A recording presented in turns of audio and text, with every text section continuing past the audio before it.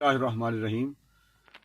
France نے جو کہ سرکاری طور پر نبی کریم صلی اللہ علیہ وسلم کی گستاخی کی، جس پر تحریک لبیک میدان عمل میں آئی، اور اب 20 اپریل کو اس وعدے کا وقت آ رہا تھا، اور اس وعدے کو توڑنے کے لیے، بدعہدی کرنے کے لیے، عہد شکنی کے لیے تم نے تحریک لبیک یاس اللہ کے مرکزی امیر کو گرفتار کر لیا، جس پر تحریک لبیک کے لوگوں نے سمجھا کہ اب چونکہ آپ نے بدعہدی کر دی، وعدہ توڑ دیا ہے، تو میدان عمل میں عاشقان رسول آ گئے اور آ کر دھرنے دے دیے ملک پاکستان میں سڑکوں پر بیٹھ کے اپنا آئینی حق لینے کے لیے کہ ہمارے ساتھ آپ کا یہ مطالبہ، آپ کا یہ معاہدہ ہوا تھا کہ آپ سفیر کو 20 اپریل کو نکالیں گے، لیکن تم نے سفیر کو نکالنے کی بجائے عاشقان رسول کے ساتھ ظلم و ستم، بربریت کی ایک داستان شروع کر دی، اور اب تک ہزاروں لوگوں کو آپ نے جیلوں میں ڈال دیا، ہزاروں لوگوں کو زخمی کر دیا ہے، اور 1.5 درجن سے زیادہ تم لاشیں گرا چکے ہو، اور اب بھی تم آپریشن کا آرڈر کر رہے ہو۔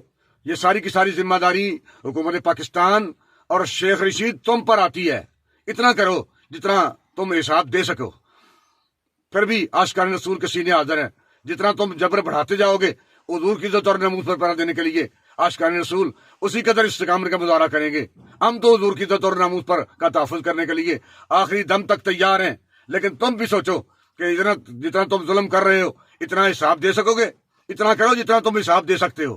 عاشقان رسول کے ساتھ ظلم اور بربریت کی داستان اس سے زیادہ رقم کرنے کی کوشش نہ کرو، لیکن یاد رکھو ہمارے سینے حضور کے لیے حاضر ہیں، ہماری گردنیں حاضر ہیں۔ ہم حضور کی عزت اور ناموس پر پہرا دینے کے لیے ہر لمحہ آخری دم تک تیار ہیں۔